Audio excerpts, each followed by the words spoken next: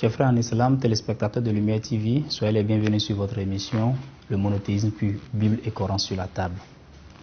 Nous remercions l'Éternel Dieu qui nous permet chaque fois de nous rassembler sur ce plateau pour parler des différentes thématiques nous permettant de renforcer notre foi et de comprendre davantage notre adoration, notre pratique religieuse.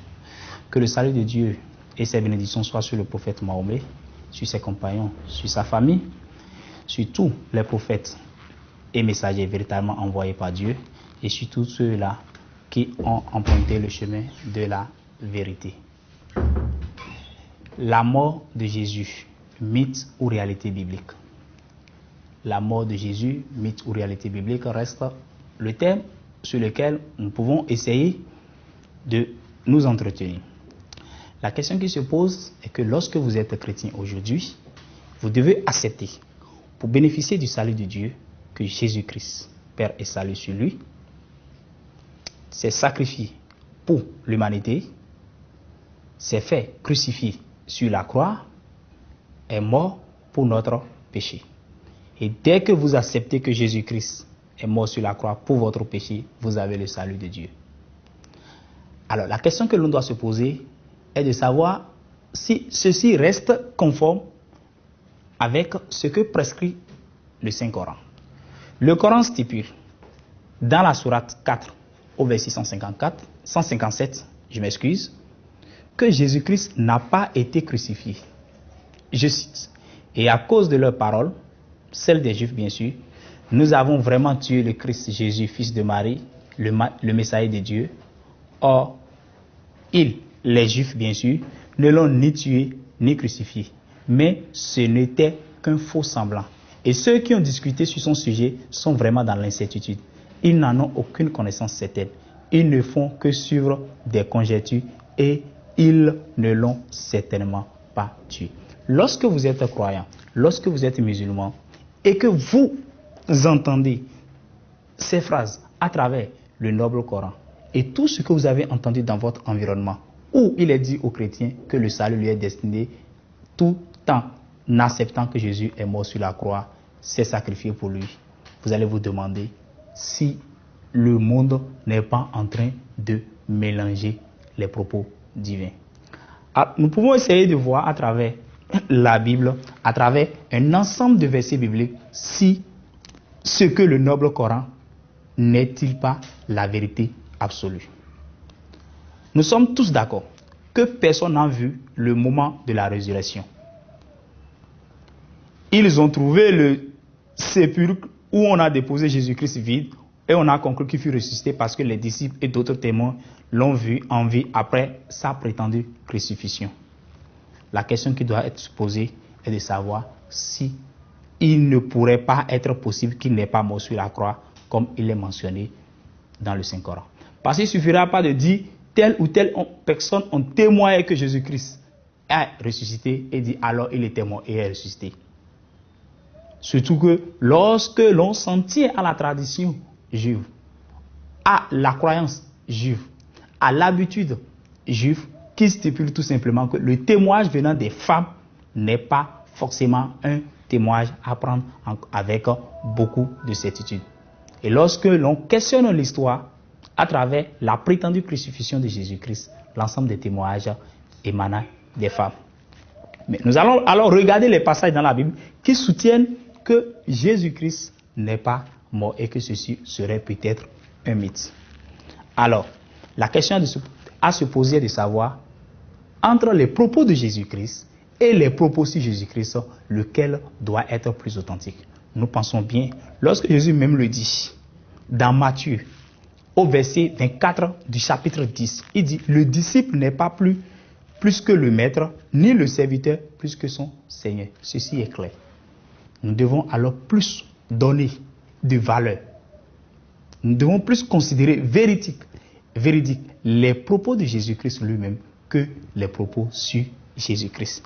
Alors, lorsque l'on se confère à Luc 24, au verset 46, Jésus dit, il est écrit que le Christ souffrirait et qu'il ressusciterait des morts le troisième jour. Le terme souffrir est souvent exagéré dans la Bible et défini comme mort. Paul même l'a dit, premier chapitre aux Corinthiens, chapitre 15, verset 31. Il dit, chaque jour, je suis exposé à la mort. C'est-à-dire, chaque jour, je souffre. Sur la croix, pour essayer maintenant de montrer que vraiment la prétendue crucifixion n'est qu'un mythe. Nous allons lire le chapitre 27, verset 46 de Matthieu. Sur la croix, Jésus implorait l'aide de Dieu. Mon Dieu, pourquoi m'as-tu abandonné? Et dans Luc 22, au verset 42, disant, Père, si tu voulais éloigner de moi cette coupe, toutefois que ma volonté ne se fasse pas, mais la tienne. Cette coupe dont parle Jésus n'est rien d'autre que la mort. Et lorsque l'on se réfère, d'après les écrits de l'évangile de Luc, aux Hébreux et dans Jacques, on dit, la prière de Jésus, pour ne pas bien sûr mourir sur la croix, a été exaucée.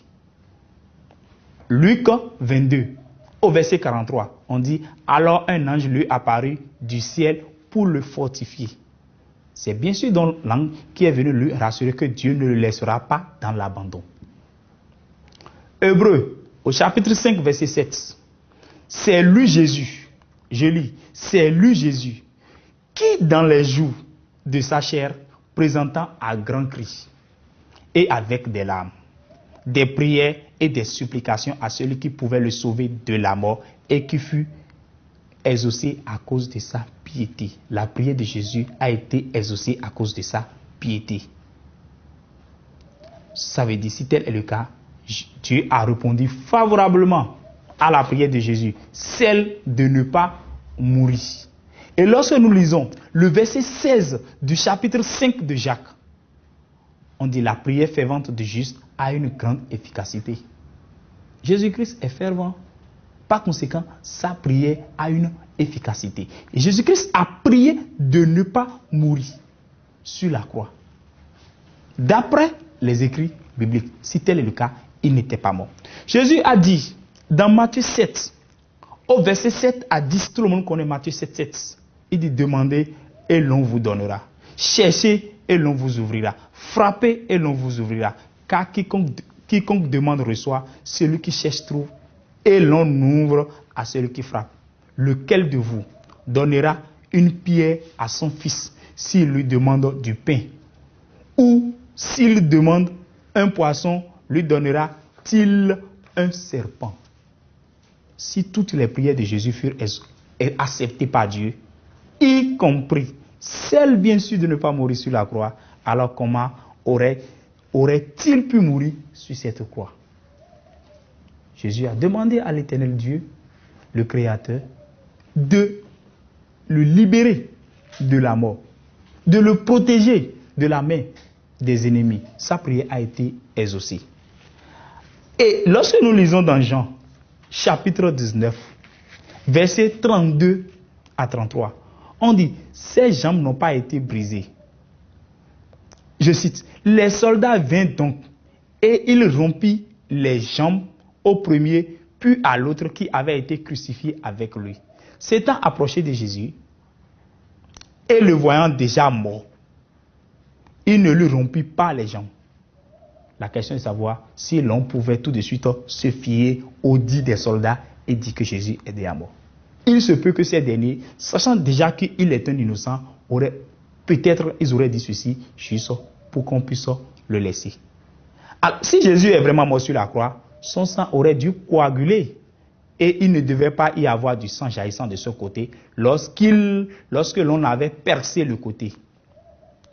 L'évangile mentionne du sang et de l'eau qui aurait jailli de son côté. Jean, au chapitre 19, verset 34. Je lis.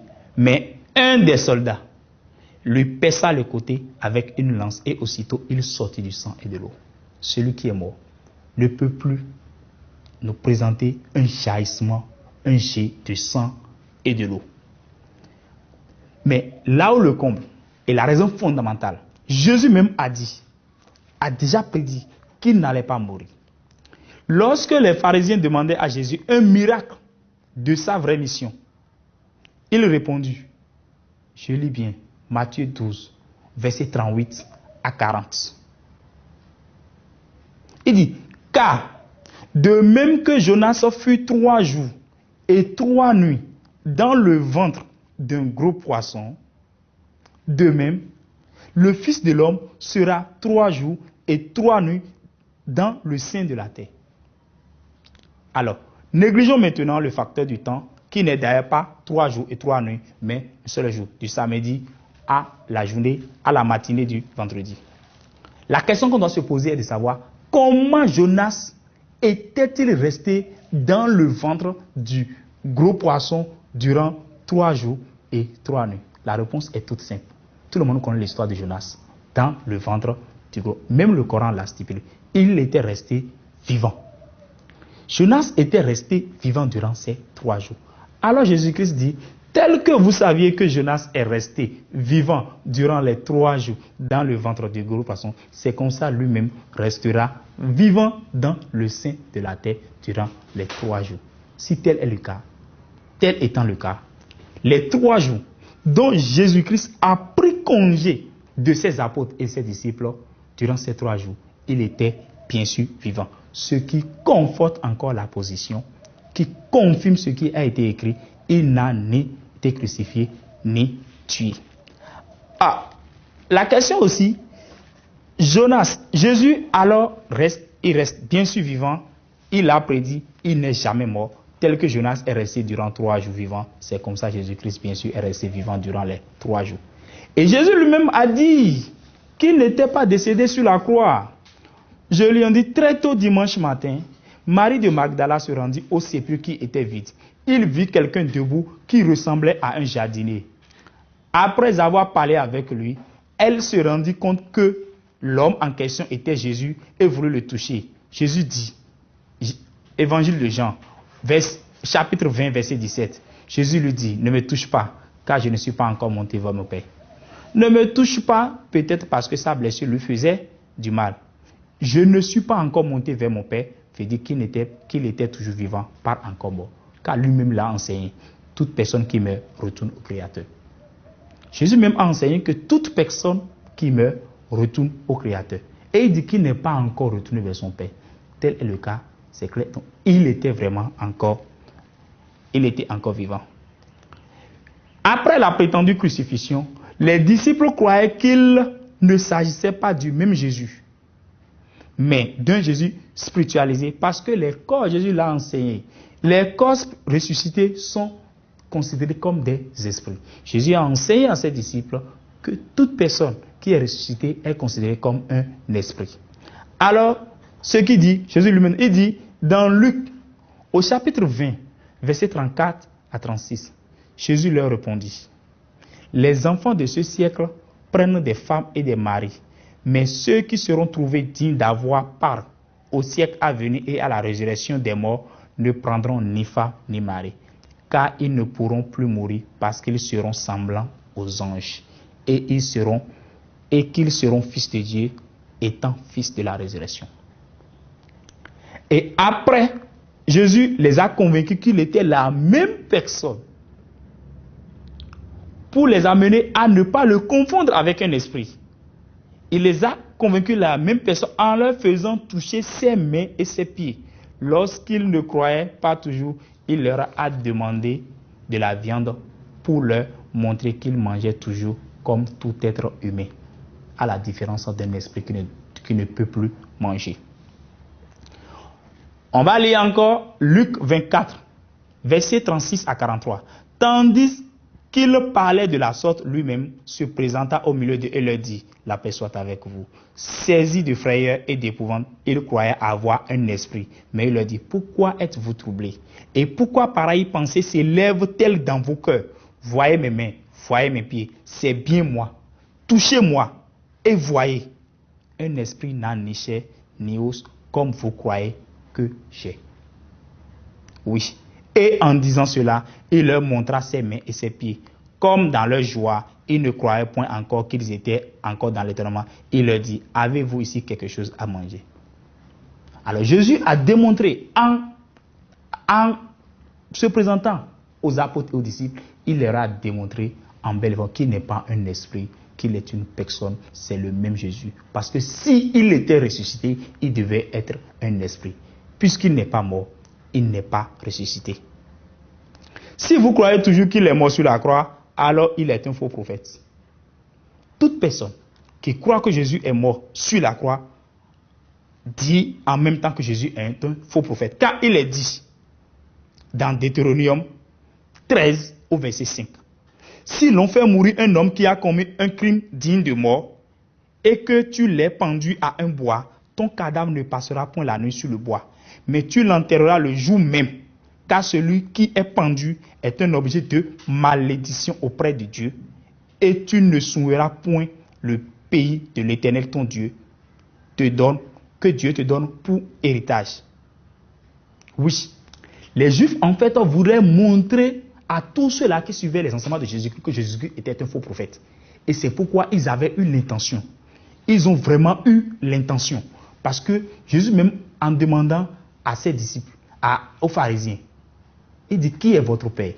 Et ces derniers répondent, notre père c'est Abraham. Et il dit non, si votre père était Abraham, vous n'allez pas chercher à me faire mourir. Jésus lisait déjà les intentions des Juifs.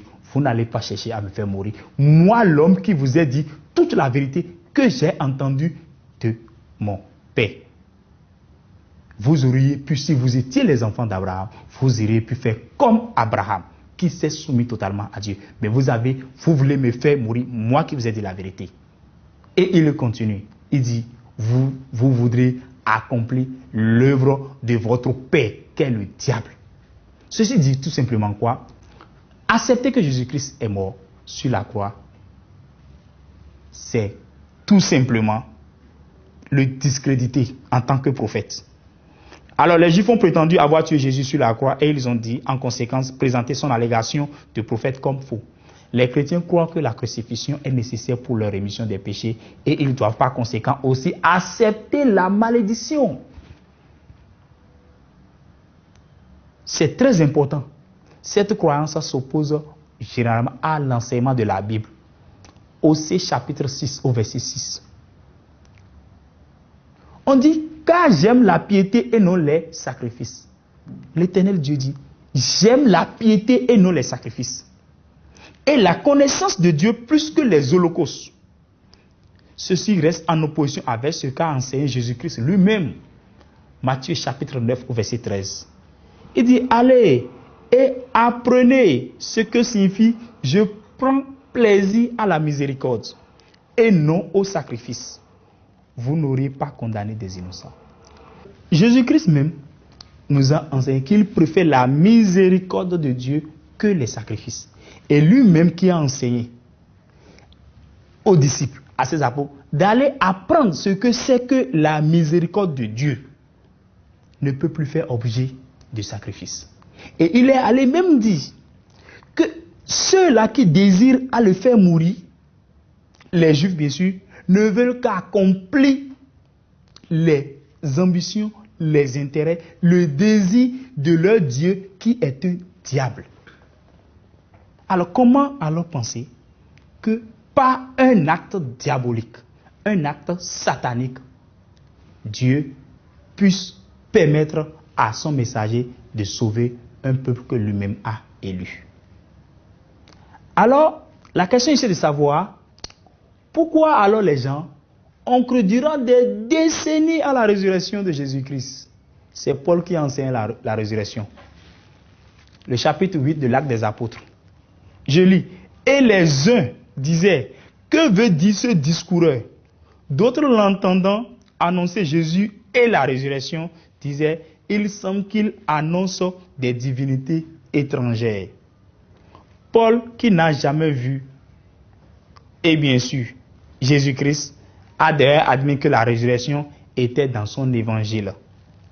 Souviens-toi de Jésus-Christ, issu de la postérité de David, ressuscité des morts, selon mon évangile. La deuxième lettre de Paul au Timothée, dans son chapitre 2, au verset 8. Il fut aussitôt le premier, on peut revenir sur ça, à proclamer que Jésus-Christ est fils de Dieu. Aussitôt, il prêchait dans les synagogues que Jésus-Christ est le fils de Dieu. Le christianisme n'est donc pas un enseignement de Jésus-Christ, mais celui de Paul. C'est pourquoi les chrétiens doivent reprendre leur Bible. Chaque chrétien doit reprendre sa Bible. Et se questionner sur l'histoire afin d'avoir une bonne idée sur la religion chrétienne. Car faut-il le rappeler, les disciples de Jésus ont été appelés chrétiens pour la première fois par les païens. Et nulle part dans la Bible, il n'est dit que les disciples doivent appartenir à une religion dite christianisme. Le christianisme est une philosophie de Paul dont les thèmes de référence se basent sur la Bible. Par conséquent, le vrai message de Dieu est parfois laissé au profit des orientations humaines. Et qu'est-ce que dit la Bible? On dit tout acte, toute œuvre venant de l'homme est d'inspiration satanique. La crucifixion de Jésus est un mythe. Et plus précisément, le mythe prométhéen adopté par les Romains. Le mythe prométhéen, c'est un mythe grec, où l'ensemble des dieux grecs, à un moment donné, s'étaient réunis pour dire, nous allons donner à nos différentes créatures ce qui nous est cher. Tous les dieux ont donné ce qu'ils désirent. Prométhée n'a donné que la science à l'homme. Alors Zeus, qui était le chef suprême de l'ensemble des dieux grecs, dit, comment se fait-il que tu peux donner la science à l'homme, alors que ce n'est pas cette science que nous arrivons à faire souffrir l'homme. Si tu l'as fait, désormais l'homme ne va plus souffrir. Mais toi qui leur as donné cette science pour qu'il ne souffre plus, nous allons alors te faire subir toute la souffrance qui est destinée à l'homme. C'est là que l'ensemble des dieux grecs ont essayé de crucifier à présent Prométhée. Et c'est ce mythe que les Romains ont adopté en disant, puisque Jésus-Christ, il est le guide suprême des chrétiens, alors on a transplanté le paganisme, la tradition païenne de l'Empire romain, on l'a transplanté dans le christianisme et Jésus-Christ est devenu celui-là qui a été crucifié. Il est mort sur la croix, il a été ressuscité pour sauver l'humanité. Toute personne qui croit à ça, croit à la malédiction. Que Dieu nous épargne du reste. Que Dieu nous épargne de ces souffrances et que Dieu nous permette de maîtriser ces enseignements. Que la paix et le salut de Dieu soient sur l'ensemble des messagers envoyés de Dieu et sur toute personne qui emprunte le chemin de la vérité. Amen.